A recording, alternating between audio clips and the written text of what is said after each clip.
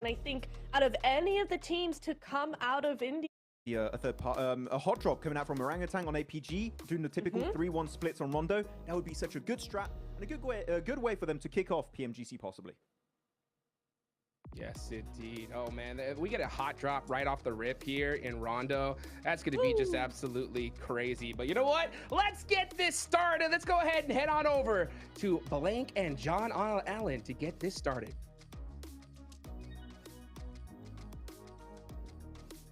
We're ready to go.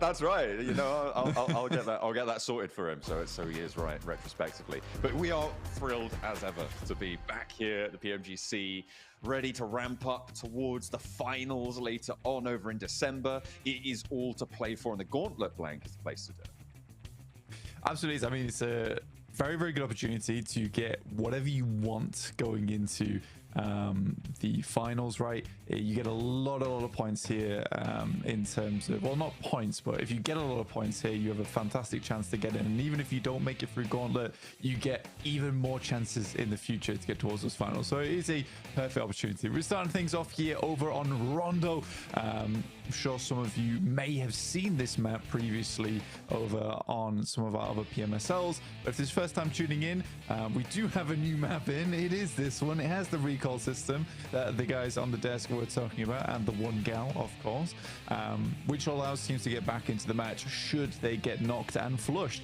It's an interesting mechanic. It does make it quite chaotic at times.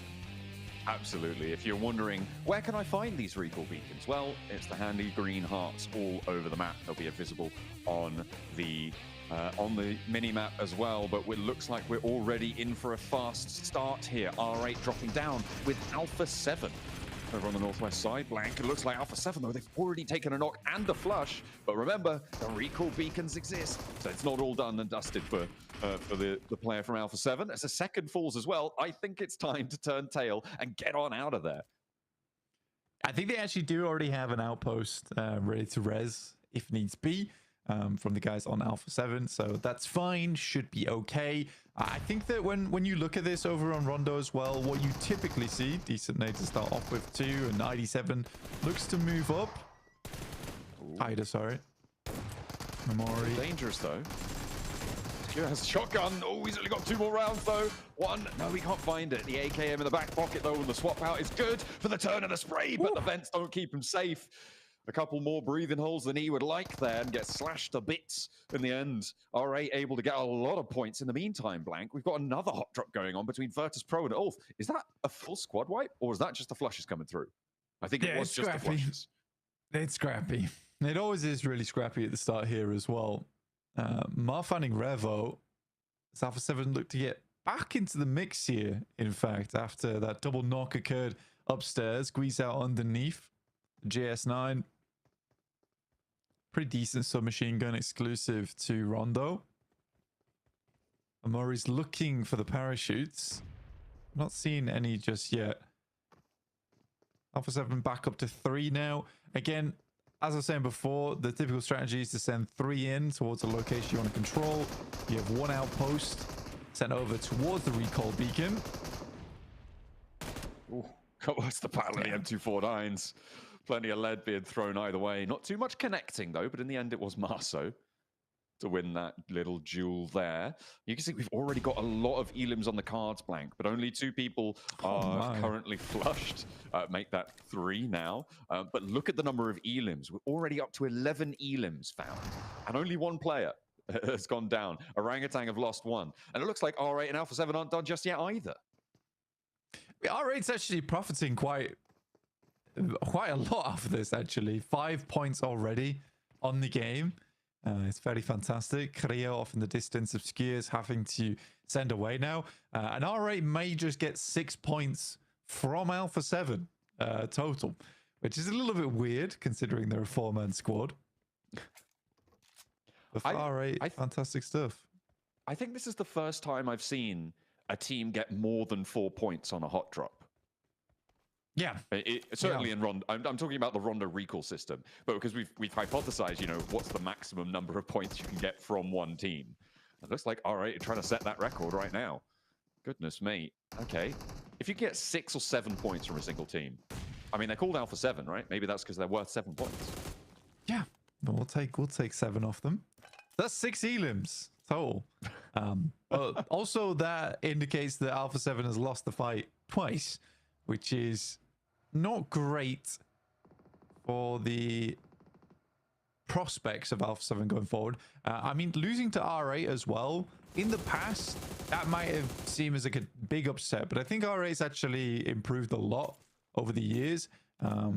Most of those players are veterans now of the game. They've been playing a very, very long time. I think they're all very good. There's some small changes here and there.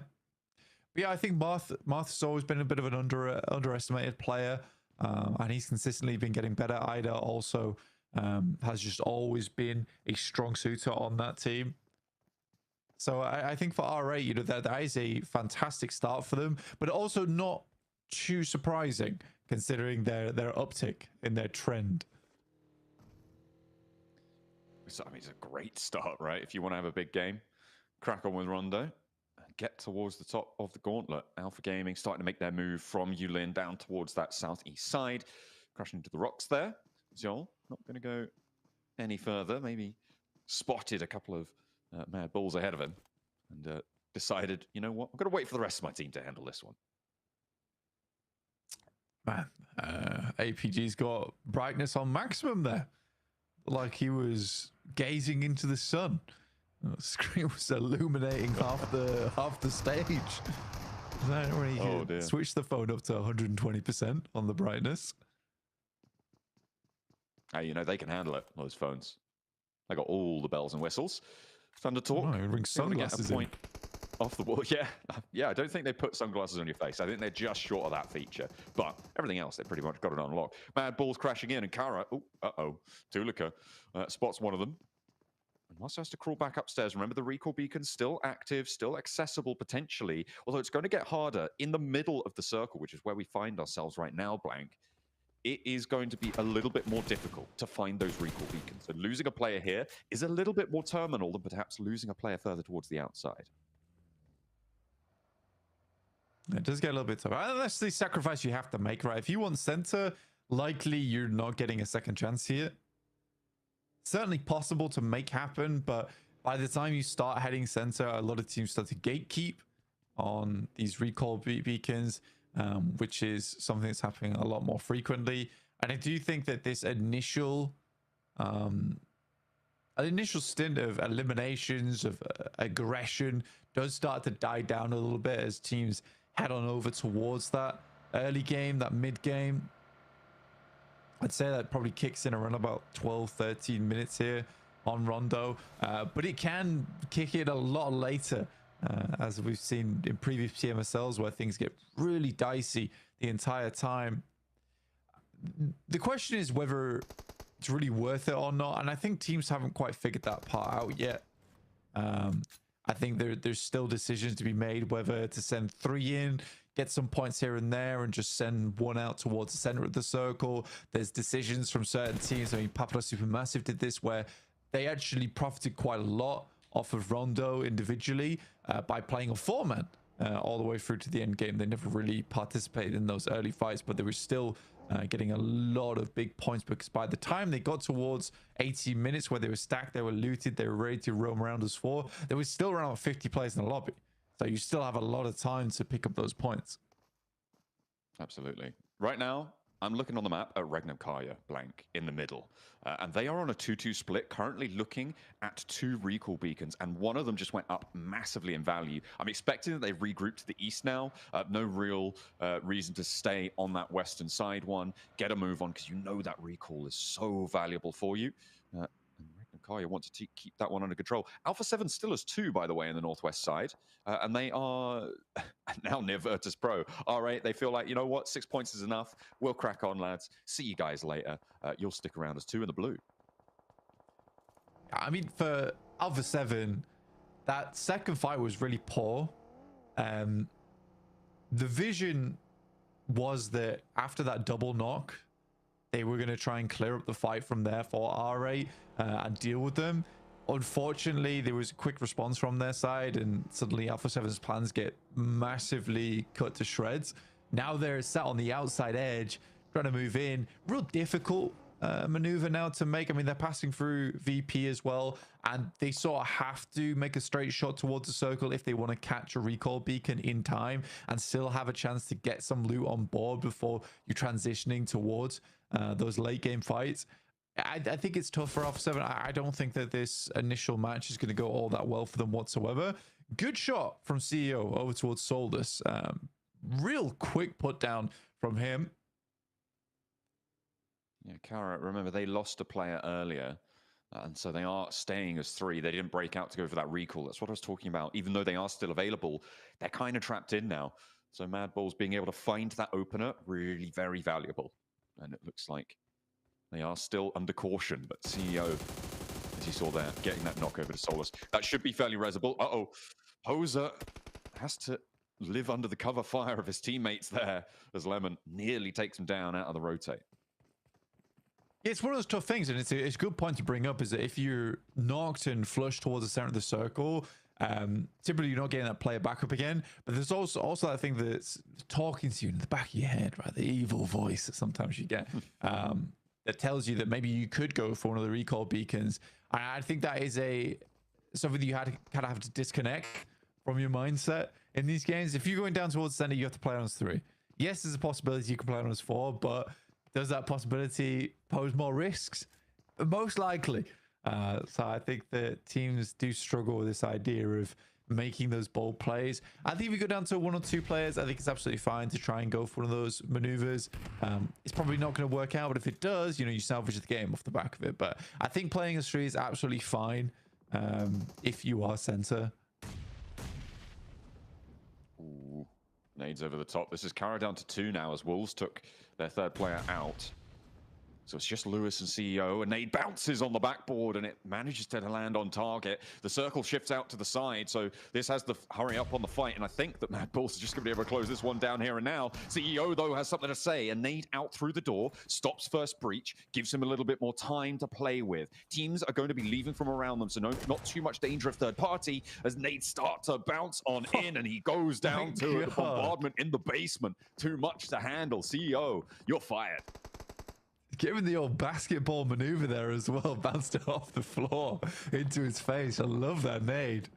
You don't see those all that often.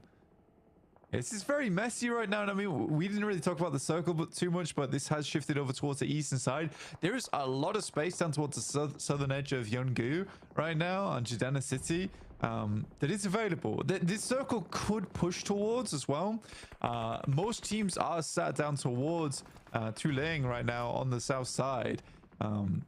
Huge amount of water involved. It's a very uncomfortable circle, very, very uncomfortable. And you can tell that just by this terrain that you're looking at right here. It's, small divots to play in, small defilades you can set up, but other than that, very rough. And I mean, this is where you really want to be able to use the destructible terrain to your advantage, right? Being able to bomb out some of these areas with the nades, create those small craters is going to be very, very useful. More so than this is having buildings like GS. That does make your life a lot easier. Yeah, that's a big advantage right now. Coming in through on that south side, a little bit closer to Tulane. I think the teams on the south are going to have a little bit cleaner of a time for now, but I think as things move forwards, it is the teams further up towards the north where Thundertalk were playing before, and well, actually where DXavier are trying to send towards right now. You can see they're trying to get around the edge of this one, regroup onto Lambor, who is their northmost point blank. They're 3 players behind, and they are sending it forwards. They managed to find a sliver through. This is good scouting coming through for DXavier, and they find themselves on the coastline on a nice little plateau. Yeah, it's not bad at all. And for DXavier as well, there's always this chance to move over towards that northeast side and try and cross the water if the circle does shift towards the northeast. It's there's a chance there. I'm not going to say it's like a startlingly large possibility, but it is one of those positions you do need to be aware of, which is quite like DRX's spot. They haven't set themselves up for a massive elim game, but should the circle move over towards the eastern side, they have the bridge to work around, and also they could just gatekeep if they wanted to, and that's where they could pick up a lot of eliminations in the chaos and the panic that ensues after a circle like that. But as usual, I'm going to set all this up and we are not going to go towards the eastern side, so I won't talk about it until that happens. In the meantime, Thunder talks over towards that central arena, like you said, alongside with DX Xavier.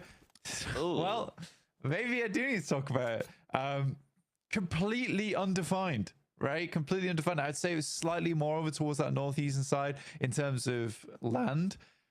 But yeah, I think that you just have to, you pretty much have to stick to your guns here. If you're Alpha 7, you are having a great time off the back of this. Mad Bulls moving into GK. Very, very bad stuff here happening for them. But luckily, Flip's on the outside. Wonderful off-angle player, but then he's got two enemies to deal with here in front of him. Safji and Ragnarok. See what Flip can get done here. He's very good when it comes to the clutches, usually, for Mad Bulls. Oh, Ragnarok rolls on in and finds the two players. So I think there might have been three on the middle there for the Mad Bulls. Flip with a nade on in, looking to try and stop Ragnarok from doing any more damage here. But the rest of his team has melted. He might be an off-angle player, but now he is the angle. And we'll have to try and find something. Nice. A real big re-knock there as Ragnarok actually has to send around the edge. But fortunately, he is kowtowed down behind as Regnum Karya chime into the fight. There's off angles everywhere, Blank. This is the messy area we were talking about. This northern road, so difficult. That's a bold push. Very, very bold push from Flip here. He's been taking a little bit of damage from behind, hoping this nade goes through. Regnum Karya completely stymieing his approach. I think that's a very smart play from Ragnarok as well to immediately switch back over towards the rest of the team. It put the pressure on Flip in a big way where he had to speed up his gameplay, accelerate a little bit because it meant his teammates dying. And Ragnarok might just get... I think getting the full team res is going to be a bit difficult. Maybe if he cleaned this up slightly sooner. There's a slight indecision here, and now Regnum Karya should be able to clean up the pieces nice and easily. There we go. They are indeed eliminated. Regnum Karya now up to 5 elims. They've lost one of their players, but there's still plenty of firepower for them to play with, and 5 points is not a bad game by any stretch. Now, we head over to the route out of Jejina City, the bridge mouth here where E-Arena have sat. DRX were up in the buildings for a long time, and now they want to exert more control over the area and get past this E-Arena blockade on this northeast side. But R8 are pushing in from the west. They're already up to 7 elims, Blank. They've had a hot start to the game, and they want to continue taking out Hyunbin like it's nothing. Hyunbin going down is pretty problematic. I mean, Hyunbin's probably one of DRX's better players as well. So him going out early there is pretty tough. Soaz now has a very, very big task ahead of him. But I would say that, you know, probably second best on the team here for the squad. Is able to take out one, making this into a 3v3 versus R8. Now, R8 could continue the warpath here since taking down the Brazilian squad in Alpha 7. Look to push out now. There is enemies all around, though. Ooh, giving them the quick start steps, but it's not going to phase them at all. R8 have been through the ringer already, and they know the tricks of the trade. They'll move up to the north side now because E-Arena are struggling against one. They're getting mashed up across the road. What on earth just happened over there? R8, the major profit makers, though, on this engagement on the south side with IQ over the horizon. They continue to push up north. Yeah, I mean, disgusting Molotov going through from QXZ. He's able to find a lot of damage. Luckily, Prestige is able to move around the side, get the backstab, but he was putting up a valiant fight. Well, I don't know what to say here. This is such an evil circle to start off the day. In fact, just to start off Pmgc in general. And Alpha 7 get incredibly lucky with this one. I think that's the play you have to make if you're a two-man squad, as you head to the unknown side of the map, which in this case is northeast. But they get so lucky this continuing to be in the circle in stage 5. I mean, by stage 5, you're usually assuming the circle to pick one of two land masses to go to. But because this has been so central each time, the algorithm basically just says, well, we just have to split. Yeah, it's a real nasty circle right now, and I mean, at the start of the game, playing like lemmings, you think that Alpha 7 do need to have a little bit of an uptick on performance there. As a rotate comes through for the Wolves, they're trying to crash on in. They do not have any other option. Thundertalk are going to be on the defense here. Plenty of teams trying to crunch their way through, as well as R8 try and move up north towards the IQ position, but they are finally falling. With 12 elims, though, they've already had a banger of a game. A nade onto the outside leaves just the one player now. Baton for Wolves, alive, up on the wall, dancing around, trying to find an opening, but it's not being presented. Thundertalk playing solid, stalwart on their defense, and there's nothing doing. Now he's at long range with the shotgun, and he's got to keep the lead pouring out, but it's not going to be enough to get all three. But goodness me, it was close. I mean, it's the correct move. It's the correct move from Thundertalks. It was slightly less glamorous than they were hoping potentially, but it is the right move. Is to send 3 out on a quick spin there to take down Baton, because the way he was running around, I think they realized that they were just going to be wasting nades, sending out the window, hoping for something like that. If they get this done right now, it means they can have a lot more pressure over towards the future. DXavier played a blinder here on this game, moving over towards that northeastern position after seeing that circle and getting it done so effectively. APG with some good nades as per usual, but one is sent back their way in Scarface as well as Ketch, doing a huge amount of damage. Now APG down to just Doc on a sliver of HP. And we talked about them a lot earlier, Blank. DXavier making that rotate in has really paid off. I mean, the circle's helped, but they have managed to maintain that position on the north side here. They are not across the water. They are still on that southwest side, and they are rotating through. They've had oversight on so many of these fights. I mean, we saw brilliant nades just then, but none of them really mattered for the teams throwing them because of so much pressure coming through from DXavier's position. They have held a really nice 4-man split as well, which I'm sure the desk will talk about at some point, but being able to do that over towards that tree line is not easy. There's plenty of positions teams could backstab you from, but I think they were keeping tabs on the circle very, very well. And immediately, as you saw there, as soon as the team got anywhere close, that's where they started to open up.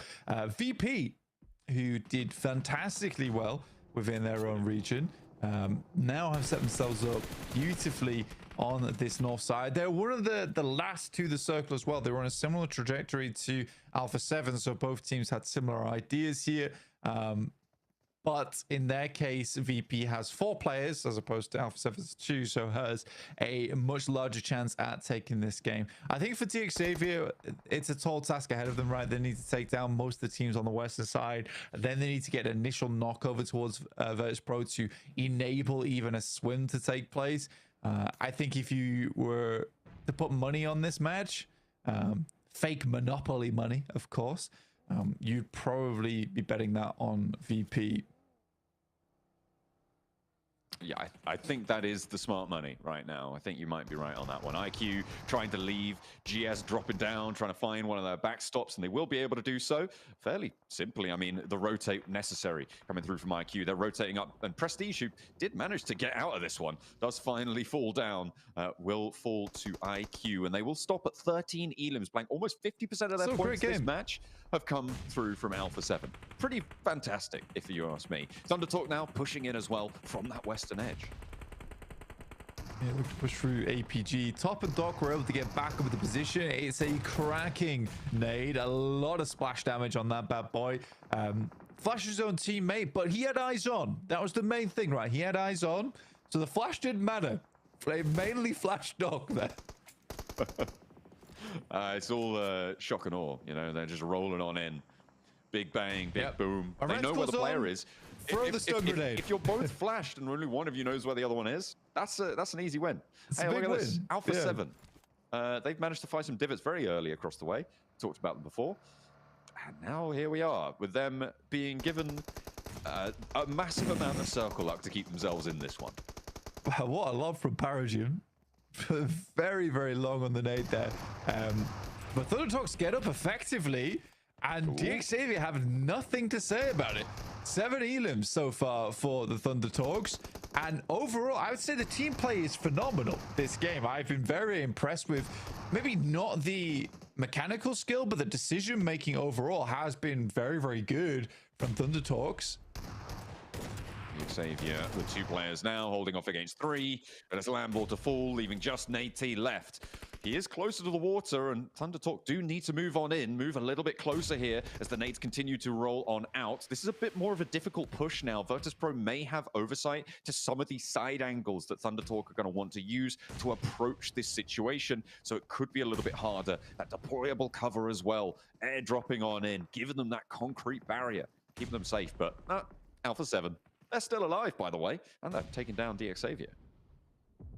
That's an annoying one for Thunder Talks. I think they were just about to get that knock as well. But Alpha 7 salvaging this game as best as possible. I think that was only doable through this. What on earth? Yeah, this is rude. It's very rude. Thunder Talks might win this game. I might be wrong. I think for Virtus.pro, I mean, all things considered, this absolutely made sense for Virtus.pro to win this game. And I think that I would be lying to myself to say that I made a mistake that I don't think I did. I think it's just a case of the circles messing with us all right now. But for Thunder Talks, I'm going to go ahead and say that I think that just off the back of this game, there's been multiple moments where I thought that the team play is very, very good, which is usually something that is quite present in Chinese teams anyway, is that their team play is very, very good, but they're backing up with very, very quick maneuvers.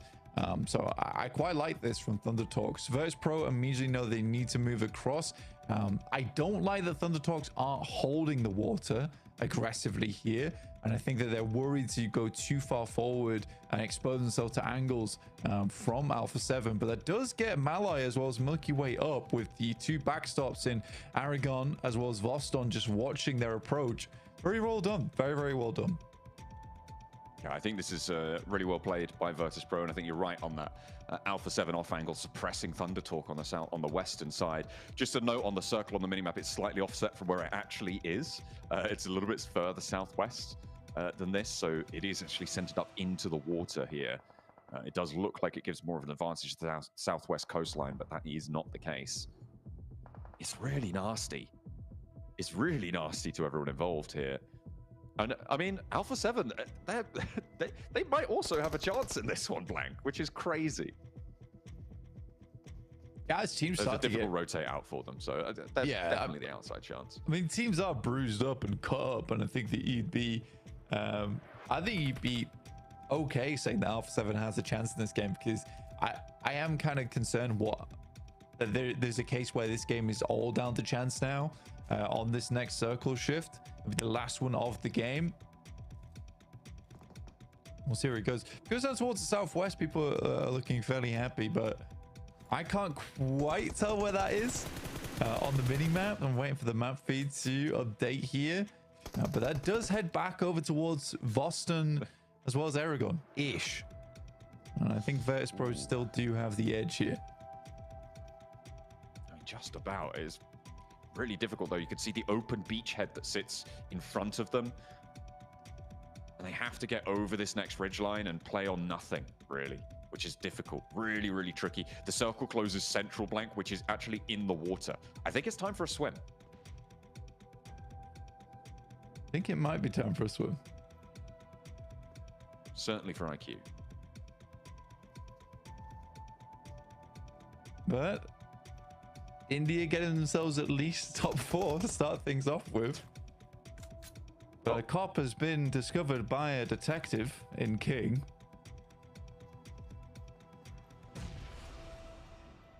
Be able to take him down. 3 teams now remain. 4 players for Virtus.pro. They're split 2 and 2.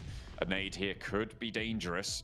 Could cause themselves to bleed out a little bit further, but this is the time that Virtus.pro are going to use to flex out. They're really needed to control Alpha 7 here, and Thunder Talk can't take shots over towards their backstop with these front 2 playing it. Virtus.pro playing on a knife's edge right now, but it's working. And a nade over the top, over towards Xing. Milky Way might drop down into the path of the nade, but the work has already been done. AJ getting taken down to the last player to stand for them, and the players across the way, Carrillo is chiming in too. So Thunder Talk up against the wall, and Virtus.pro have played this masterfully. I mean, you might have a 2v2 here, though, between Alpha 7 and Virtus Pro going over towards that end game, depending on how AJ plays out these final moments. A lot of indecision there coming through from Thunder Talks. And there you go. This is exactly what I was talking about. Aragon now has to hit the deck. There is shots from the sideline. Obscure has to be clean with this one. He is not. And Malloy is providing support. Carrillo with it all down to him now in these final moments. And he will not be able to meet the mark. Virtus Pro able to claim that Northern Shore on a deadly circle on Rondo Blank to kick us off. Alpha 7, I mean, they played like lemmings at the start of the match, but they claimed second place off a big shift up to the northeast side. Yeah, I mean, I don't know if I would call that a big win for Alpha 7. It's a bit of a salvage game. But let's head back over to the desk to see what they had to think about this one.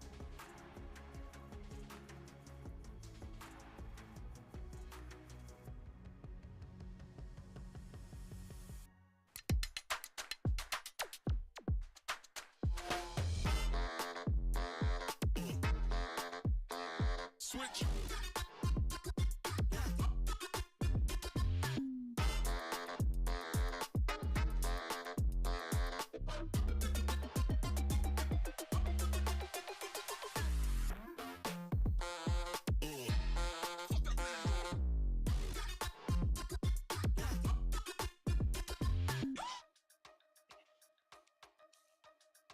Man, what a tough game there for Virtus Pro at Alpha 7, huh? I mean, that was a very difficult rotation. It's so ridiculous. Rondo, there's only the tiniest little bit of water, and it just so happens to land on majority of water here. Hey, it's Pmgc circles, Max, man. What else can we expect, right? Yeah, like Rondo, there's just a little river. There's no way it's going to come into play, right?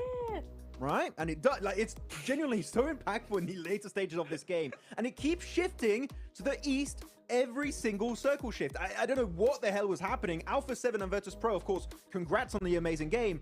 You guys got a little bit lucky with the circle there. And you know what? They made the most out of it, Hot Jukes. That's what you want to see. And Virtus Pro, Aragon in particular, Malloy, Milky Way, the guys putting up the numbers and coming out huge here on this first game on Rondo as the kings of the CSA region. Let's go. I mean, it's so crazy. I mean, towards the end of that game, I mean, for us in the background, we were like, all right, yeah, you know what? Alpha 7, they got this win. And then for a second, we were like, all right, Thunder Talk, they are in the best position here. And then all of a sudden, just Virtus Pro with that 2-2 split, man, they crushed it, Neptura. They did. I don't know how they got off of that ridge just into complete nothingness with only smokes, right? But it was the controlling aspect of the 2-2 split either side of the river. I was skeptical at first about how that was gonna go, but honestly, it worked so well because it meant that they could control each other's enemy aggressors rather. So really love how they played that, controlled the circle, amazing. Yeah, as we can take a look here at that game one more time there. Virtus Pro, man, they were able to just get it done right at the last second there. We saw Obscura try to be able to get that double knock, and I think that's really came down to that last little fight there, but he ends up getting taken down, and Virtus Pro just cleaned things up here, Max. It was down to the smokes. You can see for a split second on the other side of the river. Those smokes coming out from Virtus Pro were just paramount in them securing this chicken dinner at the start of the day, at the start of the Gauntlet stage. And Malloy, Milky Way, this duo sending it across the river, Neptura, and holding off all of Thunder Talk while keeping two players on the other side of the river to control the ridgeline. That was the game-winning play from Virtus Pro. And I don't know if it's too much to say, but I would say it's as close to perfect as it really was in that scenario for Virtus Pro. It was beautiful. And to make such a perfect play out of such a difficult zone as well, right? To take that sort of high pressure scenario, it was not an easy game by any means. Yes, they might have had more time to think about it because they were on the other side of the river, but yeah, it's insane that they were able to bring that out of it. Wait, Niptura, Hot Jukes, am I seeing Malloy with 870 damage, 4 limbs, and he's only taken 22 damage? What? That's what I'm talking about. Bro. He's out of the untouched. Matrix. Oh my... That's crazy stats. Okay. Dude, ridiculous. I mean, one thing I really love from them, though, was to have that heads up to cross the river, right? I think a lot of teams in that position, they're just like, you know what? We're going to hold this side and just see what happens. But no, they end up making that split, and it worked out for them big time, Max. Yeah, definitely worked out for them big time. Let's go through some of the replays here of this match. And of course, a lot of hot drops, which you would expect Nipturo, right, going into Rondo because of the recall tower system. But Alpha 7 losing to R8, definitely an unexpected run of events here in the compound northwest of Rondo. And Alpha 7 got to maybe rethink that hot drop because R8, they're coming in hot. They're swinging here for the MENA region. Yeah, it is interesting that we weren't expecting to see A7 really not come out on top on that one, but yeah, maybe they'll have a little bit of a rethink. At least now Rondo's done and dusted. They got some time to think that one through maybe a little bit more. I wouldn't be surprised though if we see them do it again tomorrow, right? Because one time does not a decision make. I think they gotta lose twice before they go, okay, yeah, maybe not. So we'll see tomorrow what they've got in store. Yeah, I think it's harder to make that decision too when you end up in second place. You know what I'm saying? Like the recall towers, I mean, it works out big time for them.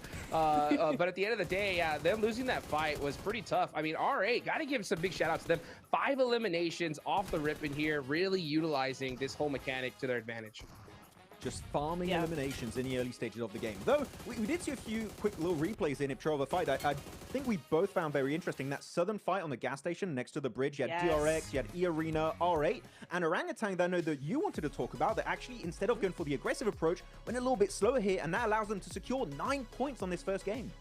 9 points, top 4 is exactly what they needed to start the day off right. Start all of Pmgc off right? But I really liked what they did there because they knew R8 was right next to them, and they thought, listen, if we third-party DRX and E-Arena, then R8 are just going to third-party us. We're going to leapfrog all of this, let R8 do that third-party, and then we're just going to gatekeep them the whole time. And that got them those placement points. They were able to full send it to the middle and get top 4. A brilliant play. And this is what I'm saying. They're a smart team. They know what they're doing against these global teams. Yeah, and though looking at the leaderboards, we saw for a second there, Hotrix, we need to mention Thunder Talk. Like, those guys, 15 points right out of the gates here for the PL region, setting up absolutely game-winning positions onto the western side. I think earlier on they had a big 2-2 split, then they regrouped onto mini heaven, as we were calling it in this game, a little plateau area, and their zoning capabilities were just second to none. They were so efficient at making sure they were creating space for themselves to transition later on in that game. Thunder Talk, I want to see more of this because this is the Thunder Talk you expect to see coming forward after their PL season. And their quick decision making, I think, really showed off right here because you saw Xavier in a really dominant position, but Thunder Talk wasted no time, pushed on them, and took them out the game. But you know, Xavier ended up with 8 points. Thunder Talk ended up with 15, but it's all Malloy here. I mean, look at that. 870 damage. What a great start here for this team, Max. Now, use the rest of the top 4 players, and I'm not surprised we see, of course, one of the Thunder Talk players right here and now, Max. Yeah. Setting up the plays at the end there. And I think Nipturo, talking about actually sitting and Thunder Talk, that push we saw later on in the game onto, I believe it was Xavier over that little valley point, keeping one player on the backside, I believe it was King. Yes. That was literally the most perfect execution of that play for Thunder Talk in particular that we could have expected in that situation. It was so well played. It was so nice. I'd love to see sitting pretty number 2 here on the top 4 players. It's really nice, and it's really it's a good example or a good representation of what this game was for them. It was really nice. Beautifully done, beautifully done. I mean, man, R8 starting off strong. So many different things to talk about, but that's it for Rondo. Next up, we're gonna go into Erangel, Max. And when it comes to Erangel, right, we already saw some hot drops in Rondo. I know that we're gonna possibly have some ones here in the big map of Erangel. Which ones do you think are gonna happen here, Max? Well, I'm a bit scared about Virtus Pro and Alpha 7 because they both drop in George Pole / Lipovka. Also, they do drop in Milta Power for Virtus Pro, so there could be a little bit of a clash there. But the main one, I think that me and Nipturo are both going to be heavily paying attention to moving forward, is going to be GS Team hot dropping APG in military base because they kept doing it during the scrims. Are they going to do it today, Nep? I'm hoping no, but they might. I really hope they don't because, like we discussed yesterday, right, while we were watching that, it's like, if you want to go and hot drop another team that maybe has just switched to that position because of Pmgc, then fine. But you don't hot drop APG in the location they have had for years across multiple different teams. No matter what team they're on, they drop military base. They know the ins and outs so intimately of that location that for GS to go, hey, actually, we're going to uproot you out of that. No, you're not. It's not happening. Go somewhere else. Don't hot drop. Don't do it. It's big enough to have 2 teams, okay, guys? Dude, it's way true, more than enough but buildings and APG's like, military nah. base. Yeah, it like genuinely, Hot Military. Jukes, if we see the fight happen again between GS team and APG in military, it's 100% intentional, and I think GS are kind of throwing. Yeah, I mean, They honestly. want to be top 7. Because even when we were watching it during the scrims, it's not like any of these teams were either the two squads were walking away unscathed, right? Like they were all walking away with 2 players gone or 1 player out of there. And I mean, when we're playing 3 Erangales, this is the map in particular you don't want to waste any time on, right? So Yeah. it's crazy to see. I mean, a hot drop of this scale. But I mean, we talk about, I mean, these teams here, and APG in particular, they don't move for nobody, Max. They're never gonna, like, I think that we're gonna be 10 years in the future in PUBG Mobile Esport, and APG will still drop on Sovnovka Island in military base. Okay, this is their position for the longest time, and it will stay that way moving into the future. Though looking at the hot drops that used to happen, we used to have Orangutan, right? Neptura hot dropping versus Regnum Karia in Rozhok. They changed their drop location now dropping around shelter area. They can also go to Severny if they want. I think this is a great change for the better, and I'm really happy with Orangutan making that switch.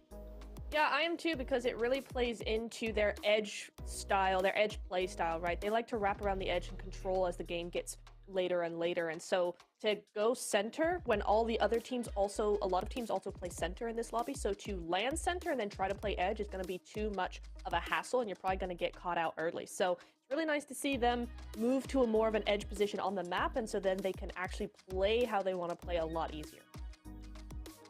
Yeah, you can see these players locked, loaded, ready to go here into Erangel. Are we going to see those hot drops? Military base is going to get crazy. And I mean, it still just freaks me out every single time, because I'm like, why are we dealing with this? There's so much room. You could easily have a team go Novo, loot half the place, and be fine with it, but they're going to crack away at it no matter what, you know? Now, we got some other teams, other players here that I definitely want to talk about, right? We didn't get to really talk about at the top of the show about GK, right, Max? And I know Nerzed joining them has been a really, really big improvement for them. What do you think about that?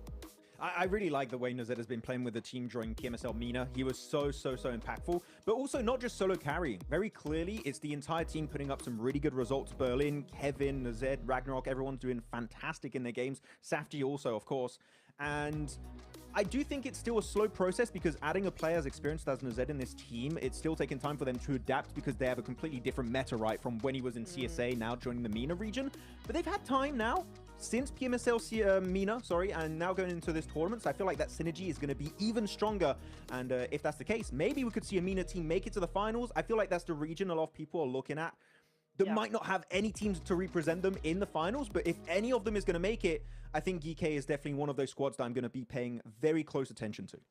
Yeah, and I also think that maybe in Pmgc, in a global lobby, they're actually going to be a little bit more comfortable, because now Nerzed is able to bring that global experience that he has to the team and forge the team as it needs to be, you know, tweaked or whatever, right? Whereas going into the regionals, they were still playing as a regional team a little bit. So it's going to be interesting to see if that experience, if that influence is going to actually make them have a better time at Pmgc.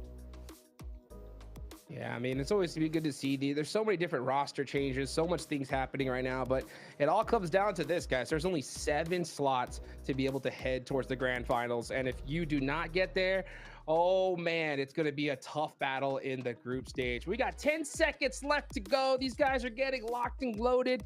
We are headed into Erangel for the first time.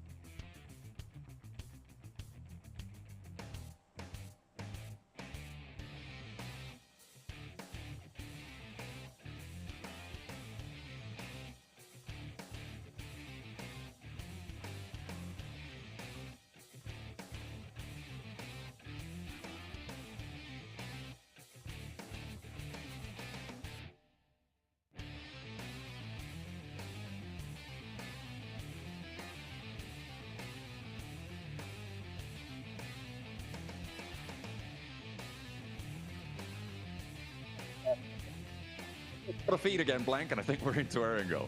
I don't know about you, but we'll see. I think we're all good. Okay, well, here we go. What's life without a little bit of thrill here as we get a little bit of a hot drop as well. Okay, down on the south side, GS and Alpha in C block. Gonna continue to scrap this one out. Let's see who's gonna get the better end of the stick here. A hop in through the window from Doc and actually finds an AKM. DBS though in the hands of D3S. That's gonna be nasty. Fortunately, Doc's down as well. And Alpha Gaming actually definitely on the back foot of this as Reefus takes a lick down the hall. Yes. For GS, not a bad start for them. APG were fighting over this in the test matches as well.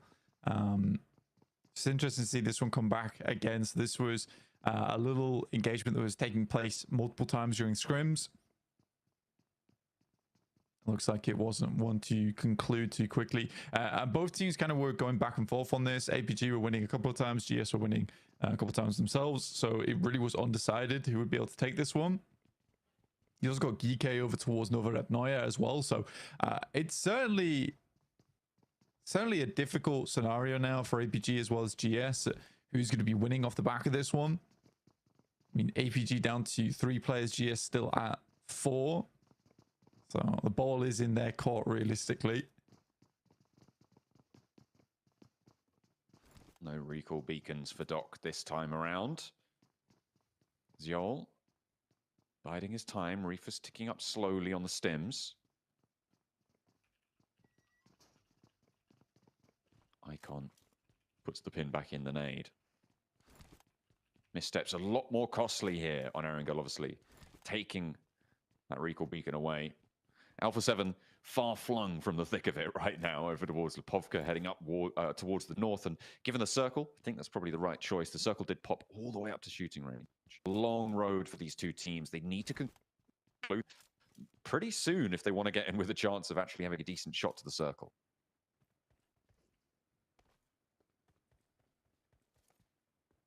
It's definitely a long journey, and there's no recall beacons anymore to assuage those problems. APG is kind of stuck here now too, because you can't really make the backstep over towards the hillside behind them. Very exposed. Once you move out that way, GS, all they have to do is head over towards the roof and start taking shots. So APG's sort of locked into this fight. It's a long journey up north as well, with the circle setting up over towards shooting range. It's unideal.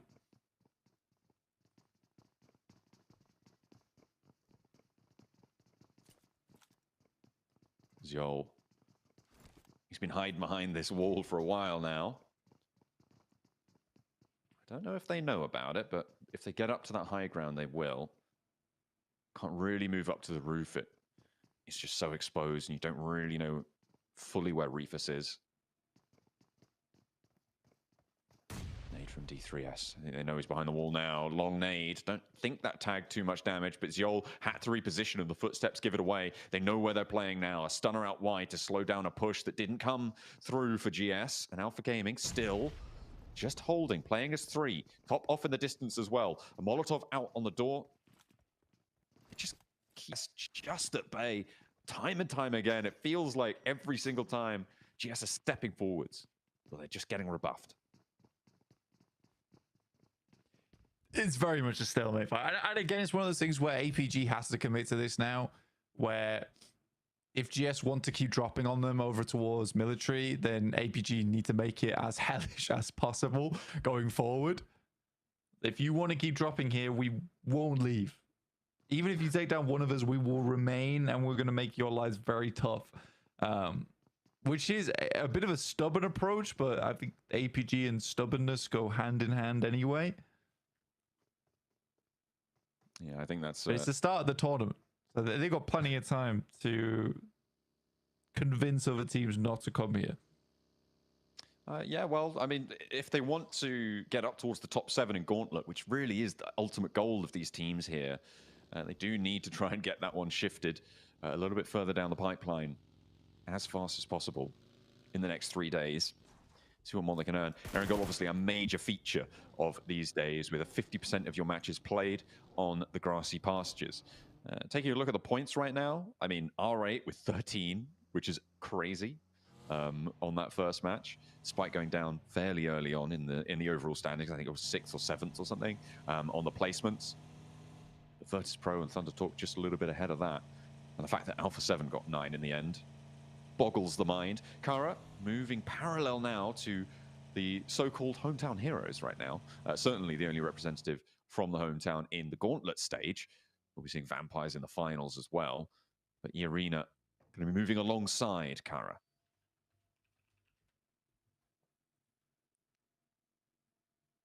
Joker just watching this unfold. They pass on by, which isn't great, to be honest with you, for E-Arena. I think I would have rather have got moving a little bit early with Kara, taking a proactive approach there. It does set up a bit of a landmark that's going to block off E-Arena when they start to come through. VP also will be making a bit of a rotation over towards the north side. Round Stalba likely. APG regress over towards GS.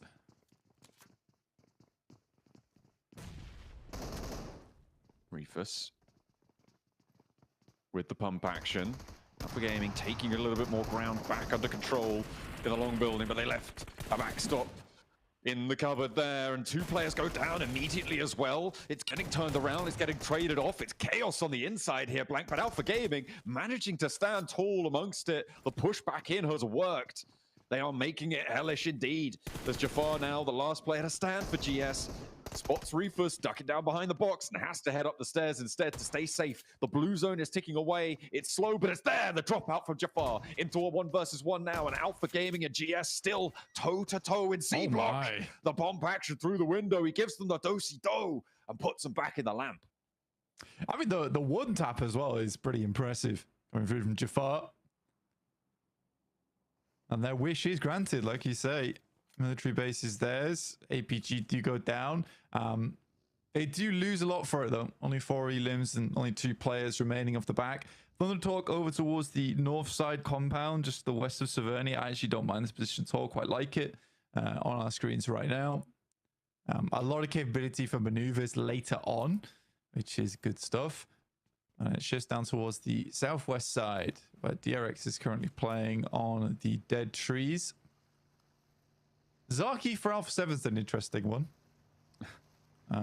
They started with the they have been cowed.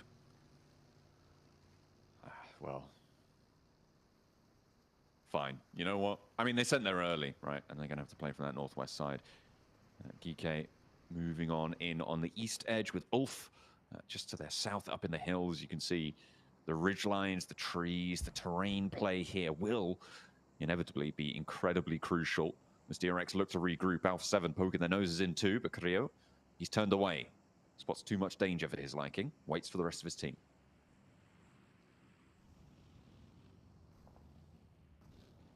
It's a good time for Alpha 7 to move. I mean, you said it started in Lipovka, moved over towards here. You're getting a lot of value off the back of this one with the circle moving over towards that western side. Gike currently on our screens. Moving through the center of the circle, but no real position to stay right now.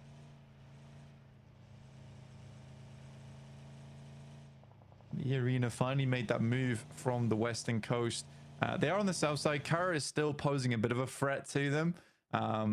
Being a little bit annoying, but Marceau having to swim here does give free reign now for E-Arena to push over towards that eastern side.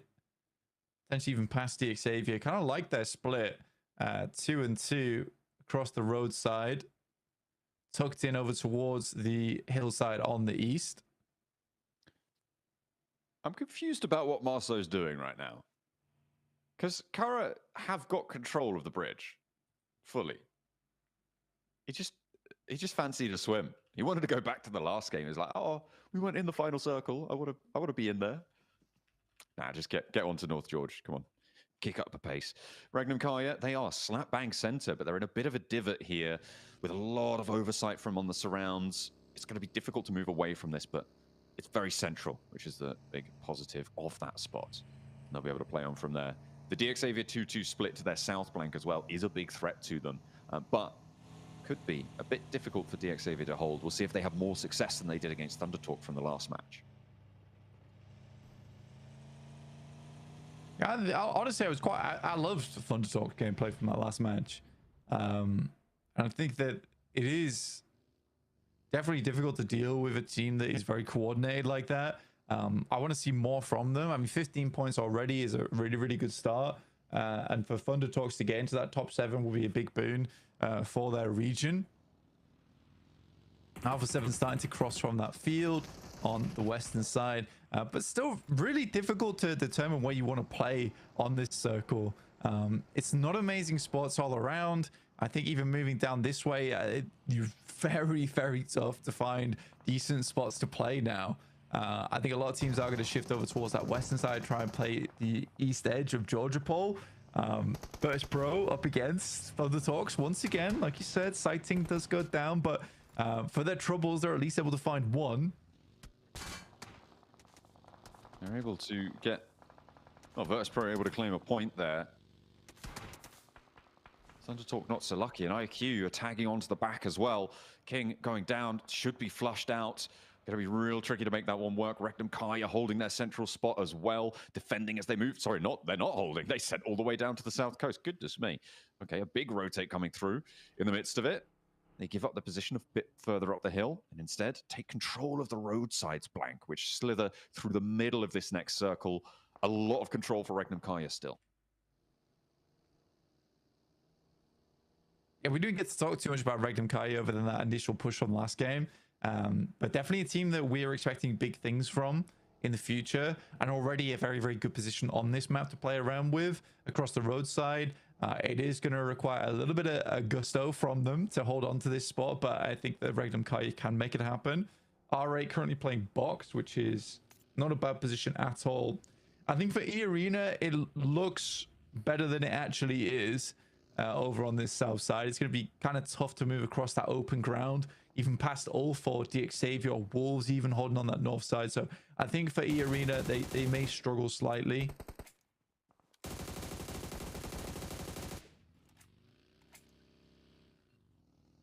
Alpha 7 trying to dodge the spray downs. Looks successful for now.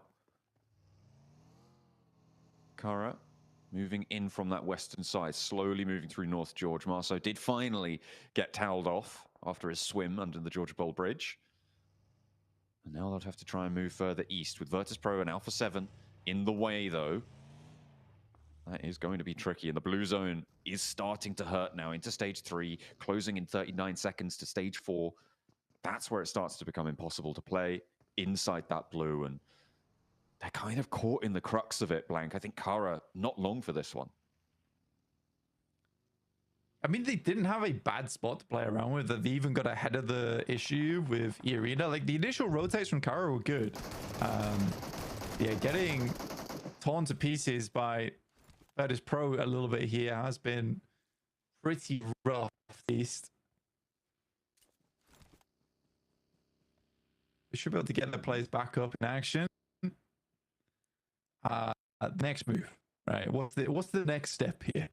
How do we move Knight from here? Because I think that they're likely not taking a win back of this one, and it is more checkmate on their side of things right now. Regnum Kaya pushing over towards the bridge. Actually, unironically, a very good position. Looks bad. Is pretty good. I mean, yeah, right now it is brilliant cover, brilliant hard cover. The downside is that R8 are sort of just around the corner. Could be difficult if nades start to pour on through. In the meantime, this northwest side is getting treacherous. DRX moving on through, and Alpha 7 clashing with them. They stayed back from the fight for quite a while. They moved all the way out to Zaki on a wide wrap from Lipovka. And now they're starting to push towards the circle. Kara spreading out in a line behind them might prove to be a difficult obstacle. And Obscure going down means DRX are starting to turn the tides of this fight. A second knock found as well. And really not too much damage seen in response towards DRX. I mean, that's one way to do it, right? Is if you can't quite see your target, you just blindly spray through the smoke and typically gets the job done. I think for Kara, they're so far on the outside of the circle that, yeah, it was only a matter of time before this started to happen. DRX still trying to put the pain on over towards Alpha 7. Grease out, moving off in the distance. Tanky gets taken down. Quick jump into the vehicle from DRX. Can I say slightly low, but is healing. I do think for Regnum Kari, it's not actually that bad between them and R8 because the chances, right now at least, I think the chances that R8 leaves box in the relative safety of those outside windows right here to take shots or nades down towards Regnum Kari are very slim. I think for Regnum Kari actually working pretty well in tandem with R8. Ooh, Ragnarok. Doing a lot of work for Geeky there as well on that northeast side. IQ cut down. Still going with a little bit more gas in the tank, but you don't imagine that they've got too much more for Orangutan. It is going to be a difficult move now with one player left. Marso's in as well, but he's taking fire from across the way. I think that's Thunder Talk. I think that may be Regnum Kaya if they step up on that south side that they've managed to move out for an outpost with.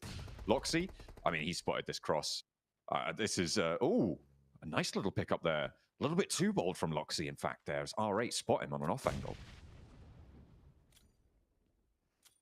I don't really know why he pushed out so far. He wants to take down the straggler there from Orangutan, but it's not meant to be. The Xavier, do you remove mad balls? Only 4 elims this game. Be taken down. Virtus Pro currently playing on the bridge alongside on that western edge, but Ulf has something to say about Aaron here. This team's actually really quite strong. I think that we haven't seen all that much out of Ulf recently, but Aaron does get clipped by the circle. And like you say, in stage 4 here will start to hurt quite a bit more than a zap, more like a proper taser on that side of things. Yeah, he gets flushed out as well. Couldn't quite make it.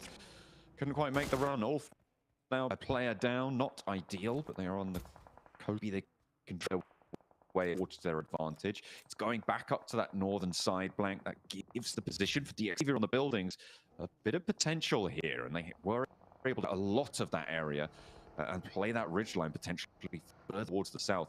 This could be a pretty solid spot moving forwards for DX Xavier. It is lead that is going to be difficult. No one really tested on the north, so maybe that's going to give them an opening.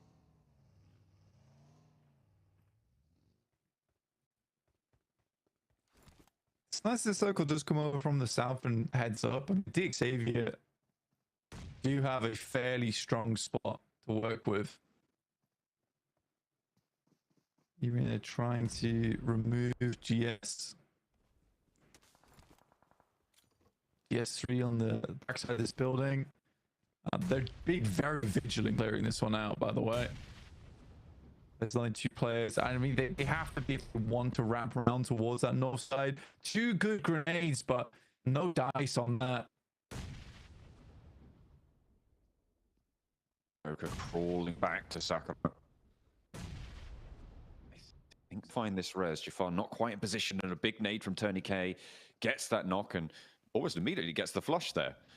Well, nicely found. Sakura gets that res, and E-Arena playing on now as 4, but they have to move up to the coastline here and into the waiting arms of R8, of Regnum Kaya. Mormon makes first approach and will get immediately backed off the angle. I think Marso's chiming in there as well. This is a really difficult rotate for E-Arena. I would be surprised if they make it unscathed. If they can regroup on Mormon, sure. But I'll have to wait and see. Like you say, it's a tough rotate for them to make. Wolves now wrapping on DX Xavier on that northwest side. Let's see if DX Xavier are able to hold them off down the line of shields. It's a pretty good regroup.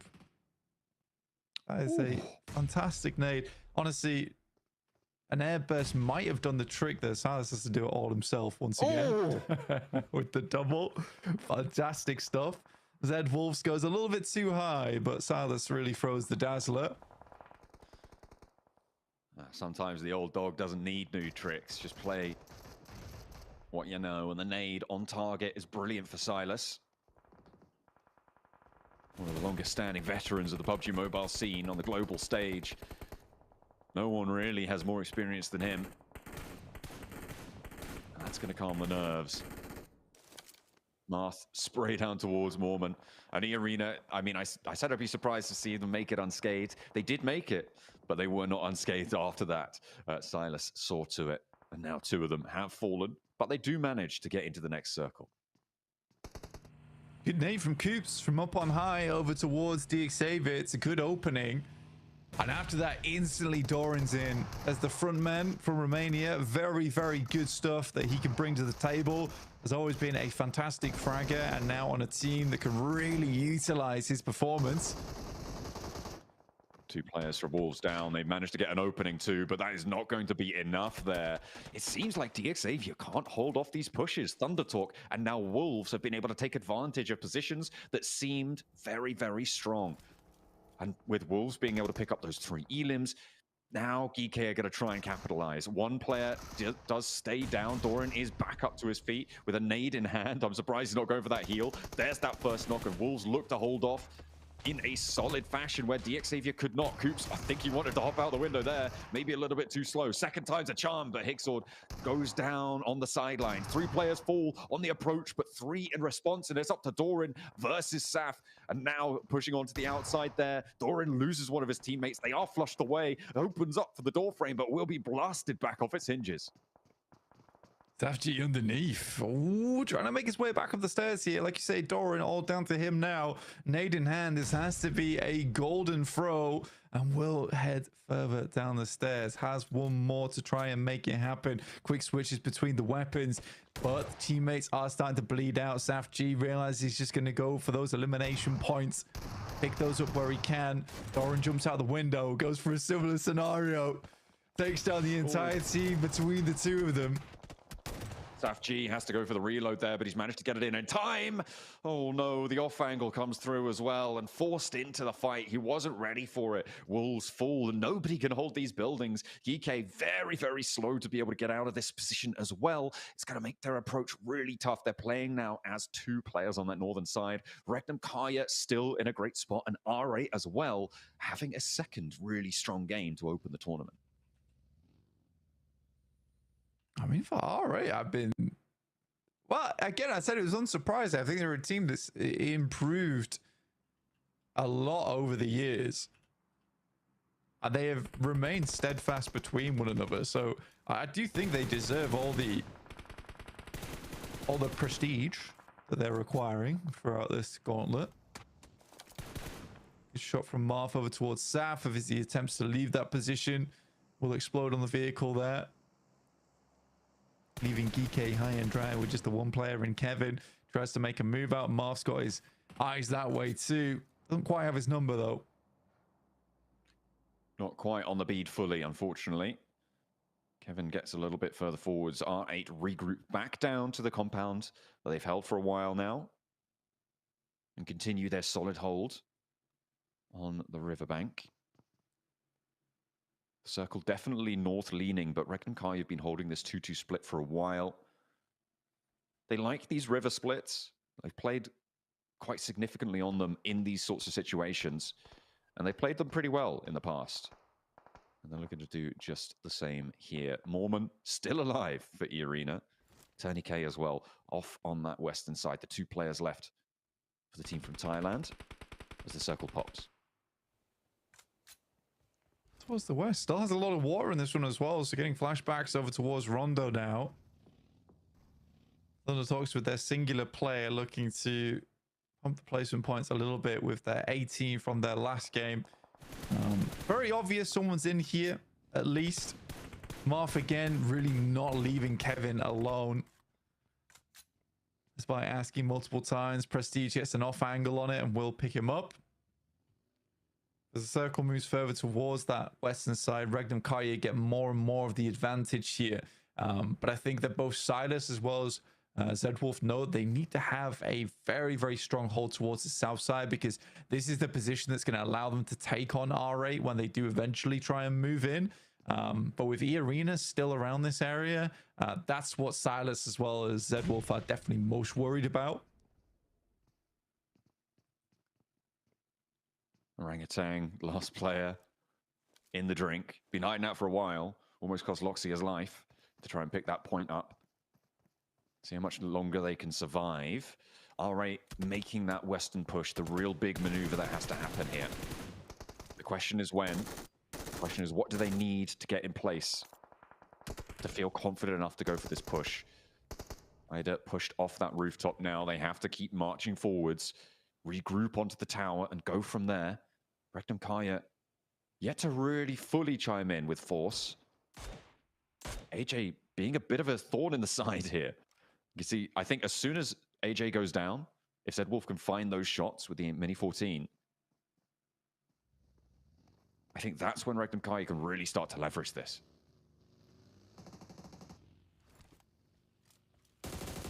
All right, moving out, but Wild immediately finds the first shots on that one, which is a good pickup.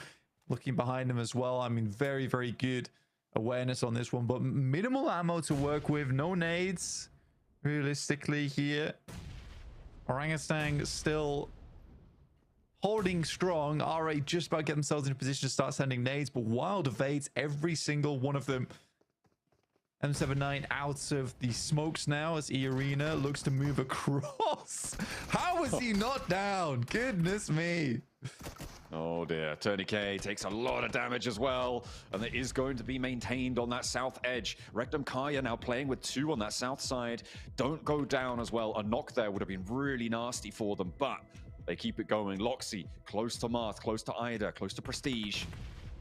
Orangutan still just with their solo representative as well. Just clinging on there. On the off angle, down under the bridge.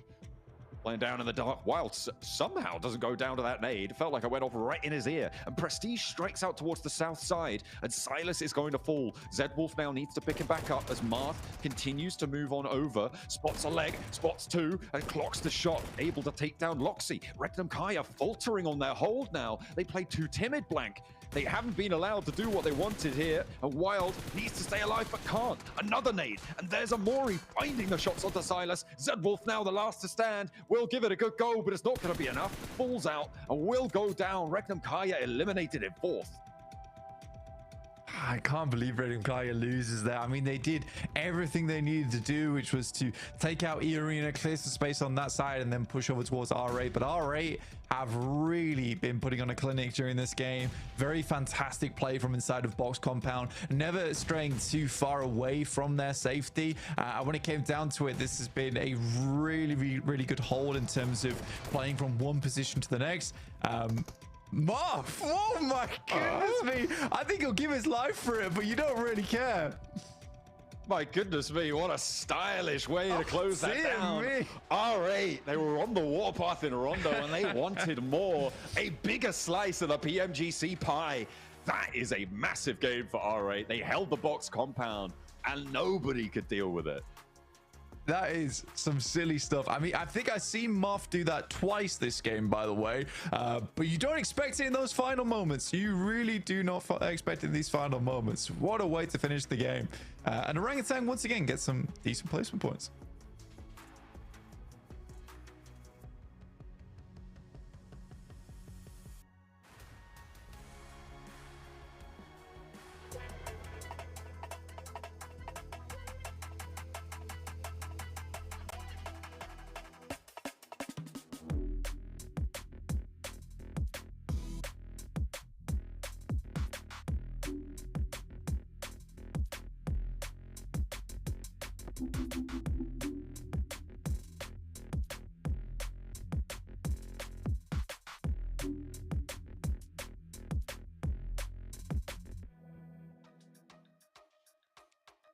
R8 putting Mina on the map right there. That is what I'm talking about. That finish, by the way.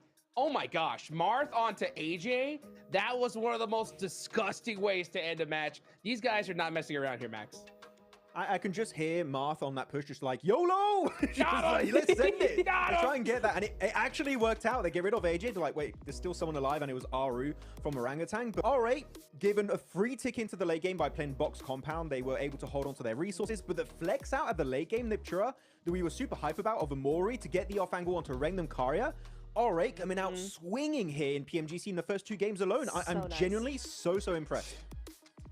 Yeah, I'm so impressed with them as well. I love that Rengnam played that really well. 2-2 split either side of the river. They were going against 2 different teams at the same time to minimize both of those teams' control, but Amori was like, not on my watch, bro. Going around to the north side, getting that angle and just demolishing Regnum after that. Really set the tone for the game, and they were just able to just bulldoze through that after all. Dude, R8, I mean, starting off strong in Rondo. They had 5 elims to start things off and then just would continue to put up points. They win the second game. They are off to the best start they could possibly ask for, right? Now, speaking of starts, Max Man, you know, this match started exactly as we thought it was, right?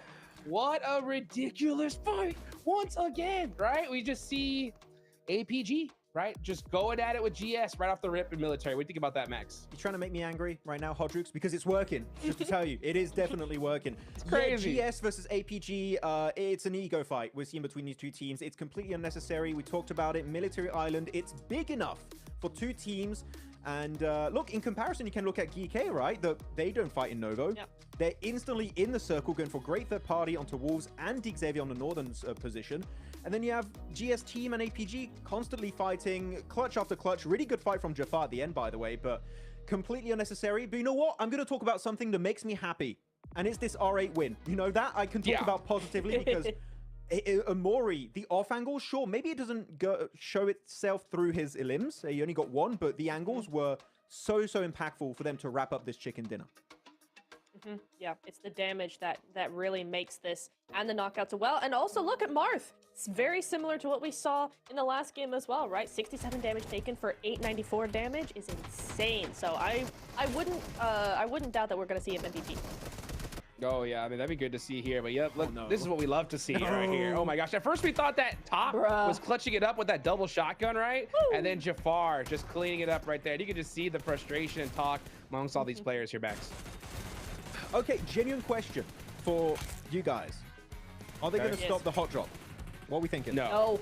I agree. Unfortunately, I agree. They're going to keep doing it, right? It just seems like something APG would do, and GS team are like, why not? That's their reasoning, I'm sure. Why? Who cares about the grand finals? You know what I'm saying? Who cares, dude? You know, we still got group stage. It's not like we're out of the tournament, right? Right? What do you think? Yeah, I think that's what they're going for, or what that's the vibe right now, but that's definitely not the way to play it. Come on, guys. I mean, we've talked about it before, Max especially, right?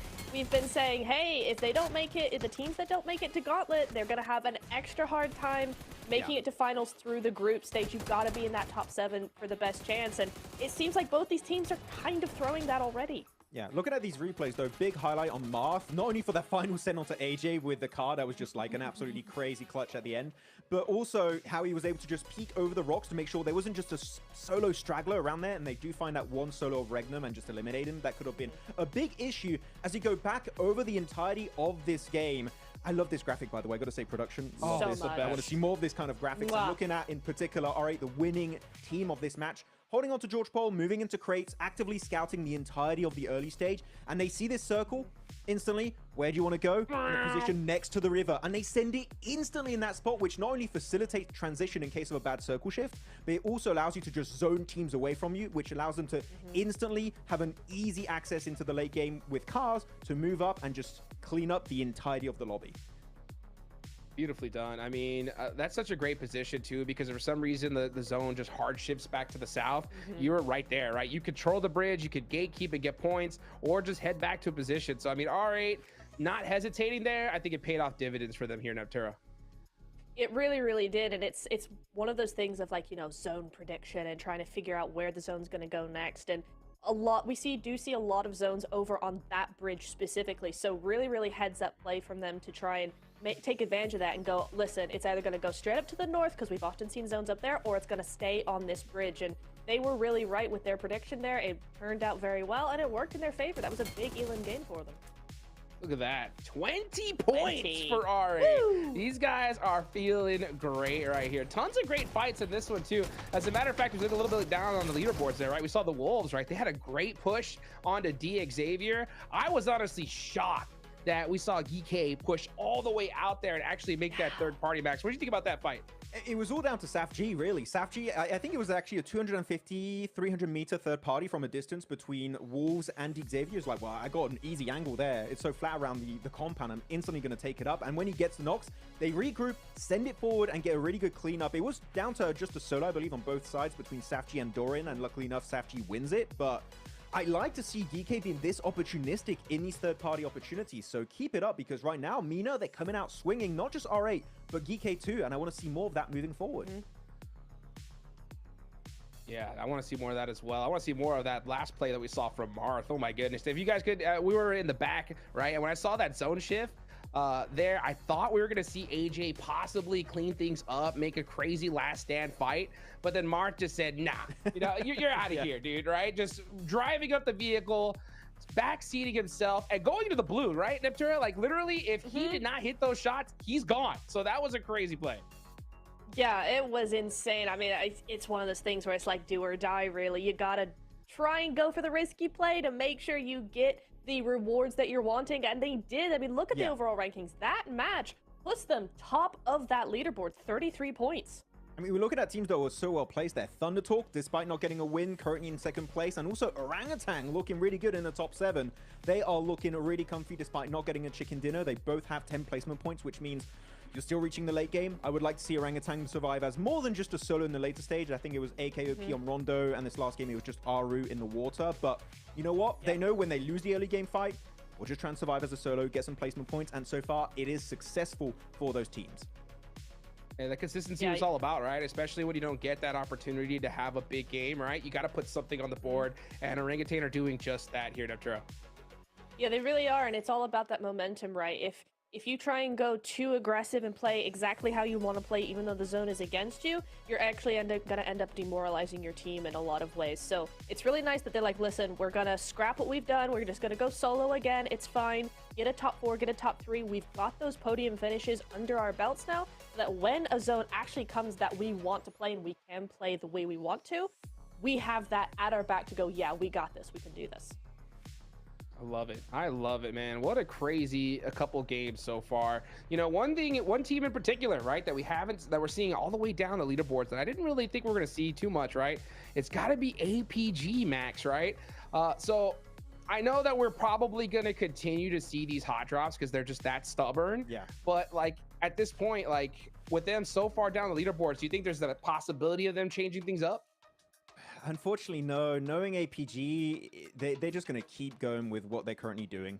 I wish they wouldn't, Hodrix, to be completely honest with you. I wish they would be like, this is not working out. Maybe we did a bit of a mistake here and change it up. But unfortunately, that is not the APG style. But talking about another team here quickly, Niptrod, I think we would both agree on that is currently underperforming is DRX. They're currently standing in 14th position, only 5 points. And those are 5 eliminations, no placement points, which is very much not like DRX that we used to see in the past. I need to see a bit of a step up from them because so far they've been invisible these 2 matches.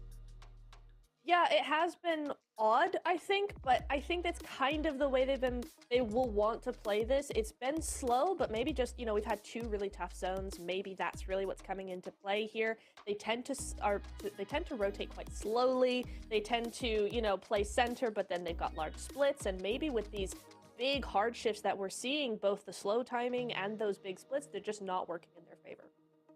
Yeah. You know, the good thing is here, though, with the Gauntlet is that it's top 7, right? So top 7 move to the finals. And at the end of the day, we're going to see a whole bunch of teams go on over to the group stage that don't make it, right? So it gives teams, I think, a little bit of more room for error, right? To be able to have a couple, you know, games to kind of adjust and kind of get things to happen.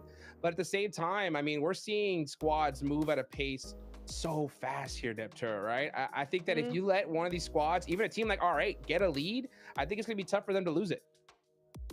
Yeah, this is where you've got to be so adaptable, right? You got to tweak things in the game. You don't have time in between the matches to do anything. It's got to be from zone to zone. You've got to be adapting, and that's where teams that are opportunistic are going to have that advantage. So really need to see the other teams try and curb that gap because it is going to just get run away with. Yeah, I mean, looking at Kara here in 12th position in the rankings, need to do a little bit more in their games, and you've got 1 placement point, 6 eliminations. A team that, you know, have some great players on their roster, especially looking at old Melis esports players from Turkey. There was just a rising star squad back in the day, and I think they're going to try and redeem themselves a bit more in this Pmgc. As of right now, definitely a slower start, alongside also Ulf, that I think a lot of us here, Niptra and Hodrix, we were looking at Ulf like old Fireflux squad with Eren in particular, a rising star of Turkey, that they were going to do well. But unfortunately right now, playing way more passive than I really expected moving forward. Yeah, it's weird. It is weird, right? We knew that we were gonna play more passive, but this passive, I don't know. I don't know what I feel about that. Yeah, it's so hard, right? It's so hard for me to really, adjust when we've only seen 2 games, right? I think once we see at the end of the day, we're gonna have a much more like clearer picture of what's happening here. But I mean, with these 2 games, and let's be real, guys, right?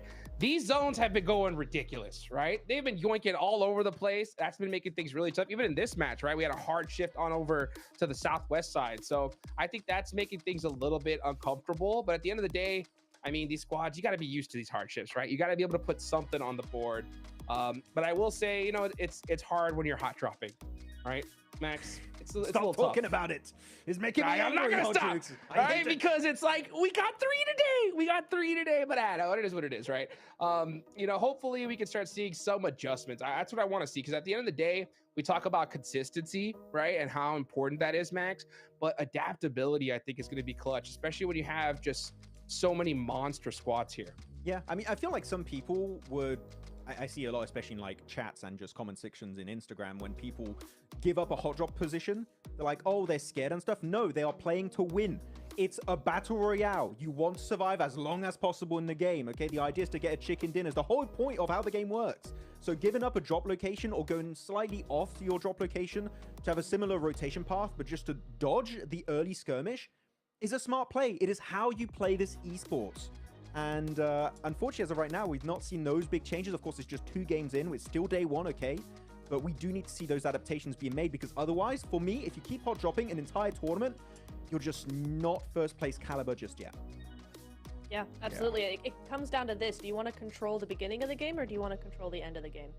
And a lot of times you can't do both. So you've got to pick, because I think the end of the game is going to give you a lot more of what you want versus controlling the beginning of the game. So you got to make that choice and make it fast, man, because yes, we still have that opportunity in the league stage or the group stage or whatever to get where you want to be. But it's the Gauntlet. There's only 3 days. You only have so many matches. If you want to make that top 7, make the changes, control the end game. Yeah, and I think at this stage here, we try to be as open-minded, I think, about certain decisions that these players make. And at the same time, though, I mean, we have to be critical, right? Because I mean, this is where everything's on the line, right? I think there's a lot of squads here. They're all confident in their ability, right? But you don't want to deal with the group stage, Max, because we got some monster squads coming along the way, right? So if you could just head and just straight to the grand finals here and now, you got to do it. So if you feel like we're being a little too harsh on some of these squads, I mean, we got to be right now, right? This is what they worked the entire year for, being a little bit more,